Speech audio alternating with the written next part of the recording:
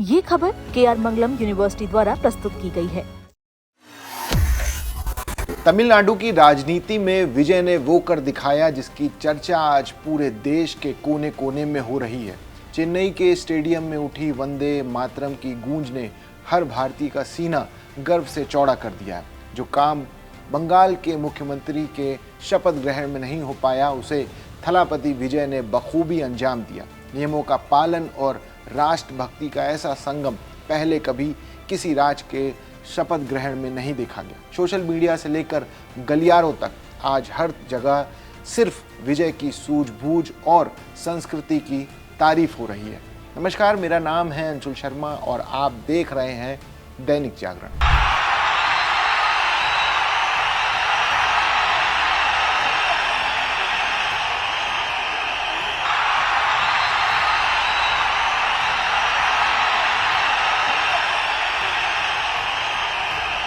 राजनीति में अक्सर जीत और हार की चर्चा होती है, लेकिन कभी कभी कुछ ऐसा हो जाता है जो राजनीति से ऊपर उठकर राष्ट्र के सम्मान से जुड़ जाता है। तमिलनाडु के नए मुख्यमंत्री सी जोसेफ विजय के शपथ ग्रहण समारोह में भी कुछ ऐसा ही नज़ारा देखने को मिला। चेन्नई के जवाहरलाल नेहरू स्टेडियम में आज सिर्फ एक मुख्यमंत्री ने शपथ नहीं ली, बल्कि देश के गौरव और नियमों की एक नई इबारत लिखी गई। आज हम आपको बताएंगे कि आखिर विजय ने ऐसा क्या किया कि उसकी तुलना बंगाल से हो रही है।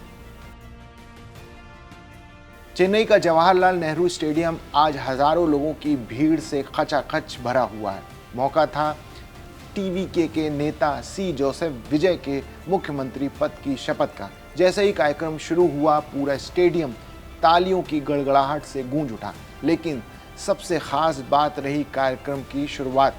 समारोह में सबसे पहले बंगाली कवि बंकिम चंद्र चट्टोपाध्याय द्वारा रचित राष्ट्रगीत वंदे मातरम को पूरे स्वर में गाया गया। इसके बाद राष्ट्रगान जन मन गण गाया गया।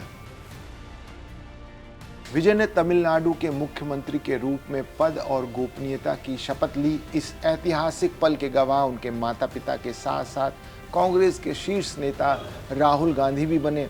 राज्यपाल RV अर्लेकर ने विजय को शपथ दिलाई। विजय के साथ उनके मंत्रिमंडल के 9 सदस्यों ने भी शपथ ली। इस दौरान स्टेडियम में मौजूद फिल्मी सितारे जैसे तृष्णा कृष्णन और अन्य हस्तियों ने इस समारोह की रौनक को और बढ़ा दिया।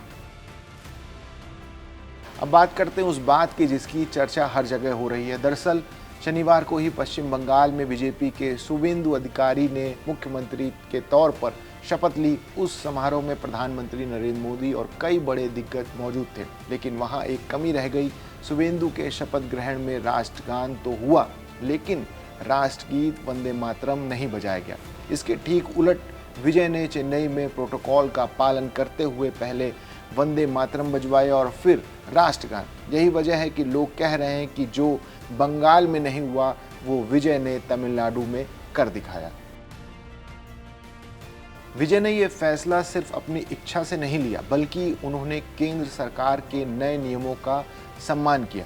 आपको बता दें कि केंद्र सरकार का इस समय वंदे मातरम का 150वां साल मना रही है। गृह मंत्रालय ने इसी साल जनवरी में एक स्पष्ट आदेश जारी किया था कि नियम के मुताबिक अगर किसी सरकारी कार्यक्रम में राष्ट्रगीत और राष्ट्रगान एक साथ बजाए जाते हैं तो वंदे मातरम के सभी 6 पदों को सबसे पहले गाया जाएगा। विजय ने इसी नियम का अक्षरशः पालन किया और पूरे देश का दिल जीत लिया। वंदे मातरम की महत्ता को देखते हुए मोदी सरकार की कैबिनेट ने हाल ही में राष्ट्रीय सम्मान के अपमान की रोकथाम अधिनियम 1971 में एक बड़ा संशोधन किया था। इस संशोधन के बाद अब वंदे मातरम को भी वही कानूनी और वैधानिक सुरक्षा मिल गई है जो हमारे राष्ट्रगान को प्राप्त है। यानी अब राष्ट्रगीत का अपमान करना भी उतना ही बड़ा अपराध माना जाएगा जितना राष्ट्रगान का। केंद्र सरकार का उद्देश्य आज़ादी की लड़ाई में ऐतिहासिक भूमिका निभाने वाले इस गीत को उसका हक दिलाना है। विजय के इस कदम को उनकी राजनीतिक परिपक्वता के तौर पर देखा जा रहा है। एक तरफ जहां क्षेत्रीय राजनीति में अक्सर भाषा और पहचान को लेकर विवाद होता है, विजय ने राष्ट्रगीत, राष्ट्रगान और तमिल राजगीत का सम्मान एक साथ करके सबको चौंका दिया। सोशल मीडिया पर उनके शपथ ग्रहण के विजुअल्स वायरल हो रहे हैं, जिसमें पहले वंदे मातरम और फिर राष्ट्रगान बजते हुए सुना जा सकता है।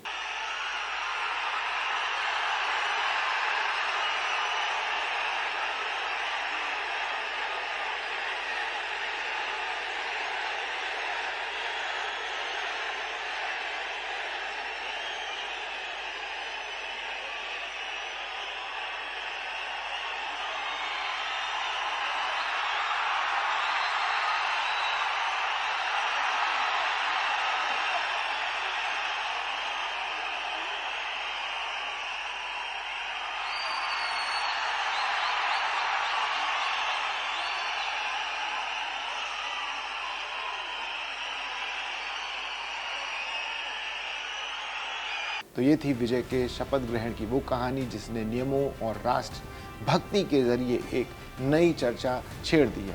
विजय ने साबित कर दिया कि नियम सिर्फ कागजों में नहीं होते, उन्हें ज़मीन पर उतारना ही असली लीडरशिप है। आपको विजय का ये कदम कैसा लगा, हमें कमेंट्स बॉक्स में ज़रूर बताइए। देश और दुनिया की तमाम बड़ी खबरों के लिए देखते रहिए दैनिक जागरण।